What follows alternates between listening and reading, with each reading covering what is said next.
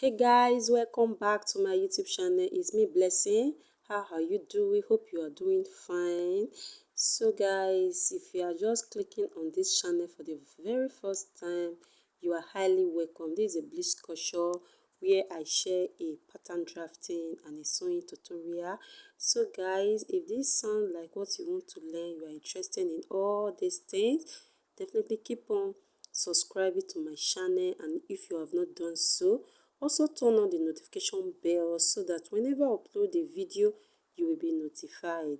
Like this video if you find this video helpful at the end of this video, and also share this video to your loved ones, to your family, to anyone that have passion for sewing. Okay, so guys, in today's tutorial we'll be learning how to make this beautiful gown you see me putting on right now. Yep, this is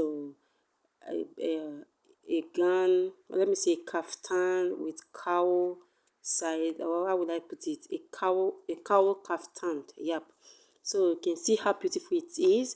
If you want to learn this, you want to learn, definitely keep on watching and let's get started. So guys, this is a Duchess. This is about 3 years of Duchess, and I will be using these 3 years of Duchess to create the style. So first of all, now I will go ahead to first of all fold it into two. I will first of all fold it into two by the width. As you can see, I will fold it like so. I will first of all fold it like this. Then you know it's a back and front. Then I will now fold it on the other side. I don't know if you understand me. I first of all fold it into two equal halves. Then I fold it from the upper part to have my back and my front. Okay, so guys, this bubble gown does not have zipper allowance. It's just a free gown. So guys, after folding like this, we will have our back and our front together. Okay, you can see how I'm illustrating it. You can see I first of all fold it into two equal halves, then I fold it from the upper parts.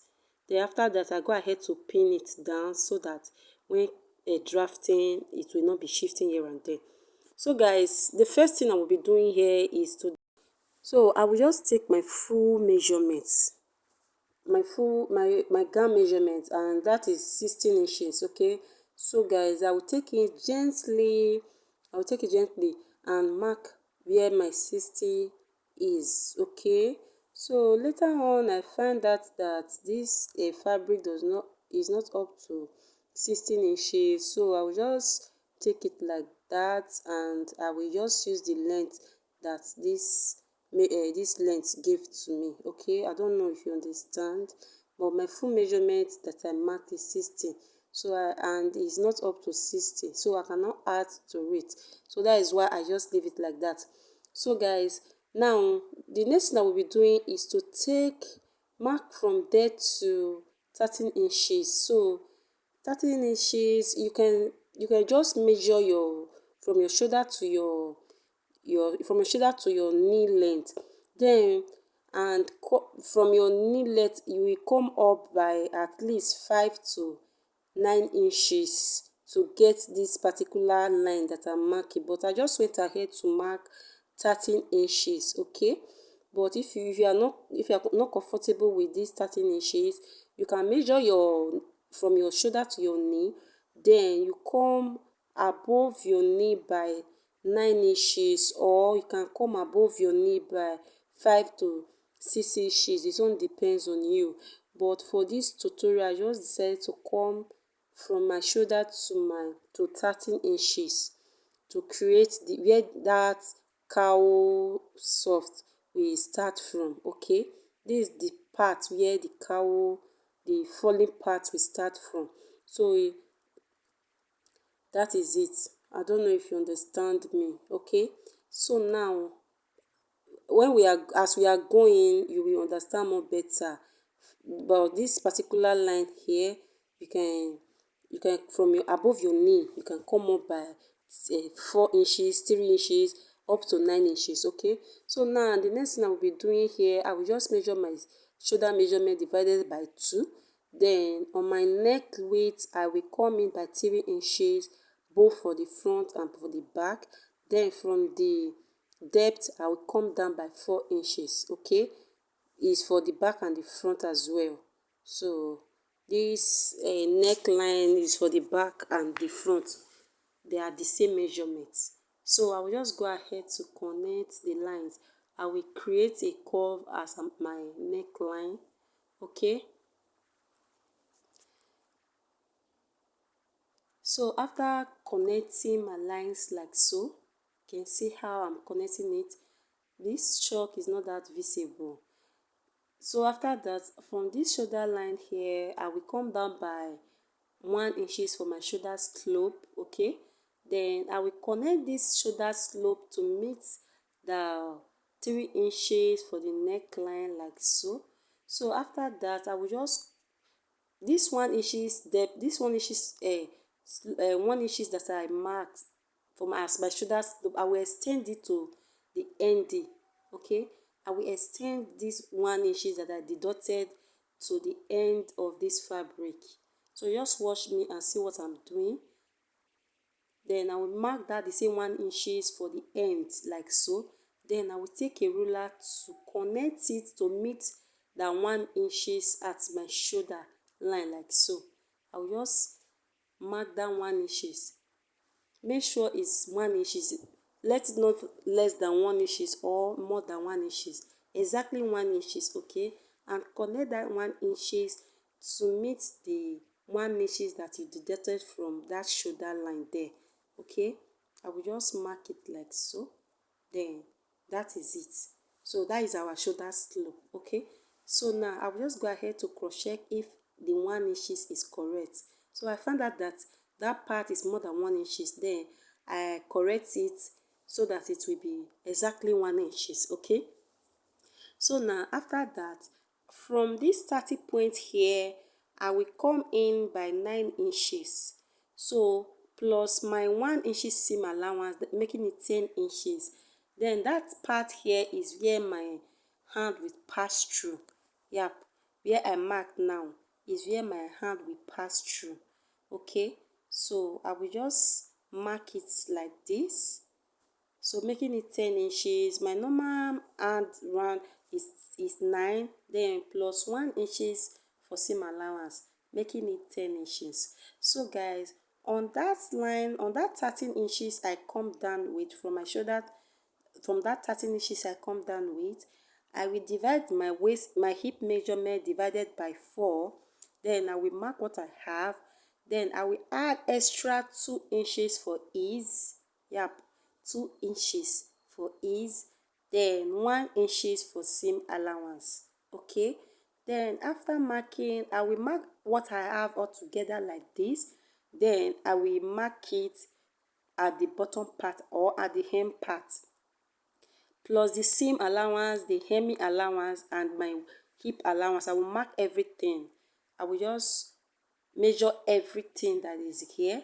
Then I will take it and I will mark it at the hemming, part like so, so that the two will correspond together. I don't know if you understand. Just watch me and you will understand more better. So I will measure it like so. Then I will mark what I have on that part. I will mark the same thing on the hemming part as well. So guys, that is it.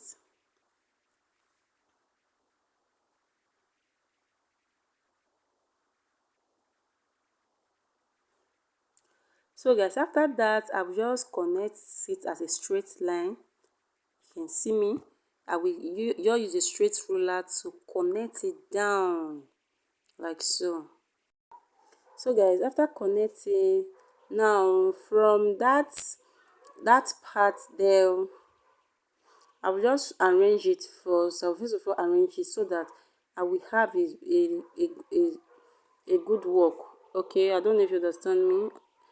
So okay, now I will just trace, I will just curve, make it a curve to meet this end.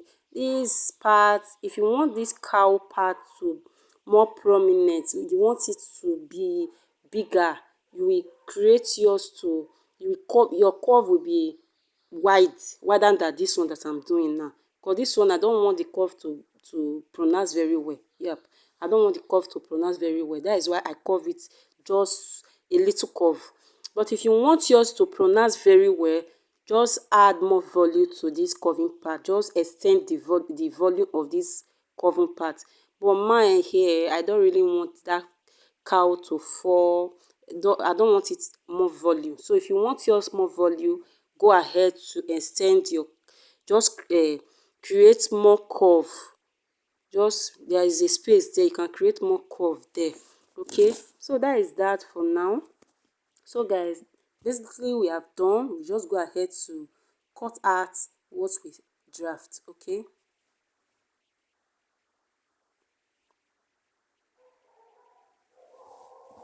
so guys, I will just go ahead to notch the part where my hand will pass through. The 9 inches that I marked, I will go ahead to notch it. Okay, so that I will know where I will my hand will pass through later when I'm sewing it. So now this is how it looks like, guys. You can see where I notched. So from there I will just go ahead to sew from where I notched to the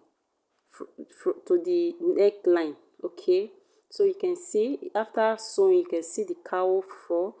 You can see how far it is. But if you want it more prominent, like I said, do make your curve bigger. Okay, so now I will just bring out the back and the front. Remember, we cut these two together, and the neckline, they are also together. Okay, the same neckline, no one is bigger than anyone. Okay, because this is a free dress. So guys, now I will just take to my sewing machine now to sew from the neckline to where I notched where I notched. Okay, I will sew from the neckline to where I notched. So I will also do the same thing to the other side. So guys, I've sewed it. You can see I've sewed it with half an inch, and this is where I leave the part that my hand will pass through. That 10 inches that I left, 1 inches for seam allowance, and 9 inches for where my hand will pass through. Okay, 1 inches, like I said, 1 inches for seam allowance. Then from there to 9 inches. Okay, so that part there is where my hand will pass through. Yep. So guys, I also did the same thing to the other side. So now the next thing I will be doing is to use that 1 inch seam allowance that I gave to sew it down. So now this is how it looks like when I finish sewing it with 1 inch. You can see, and you can see the 9 inches that I left where my hand will pass through. You can see that part. I didn't sew it because that part is where my hand will pass through. So now you can see that the gown is getting ready gradually, and you can see the bottom part. Like I said, for this cowl part, if you want yours to be more prominent, add more volume to the curve. Okay, so you can see that is it. Now I will just go ahead to the sewing machine now and sew the, and toss, as in for the neck part, I will fold 3/4 inch.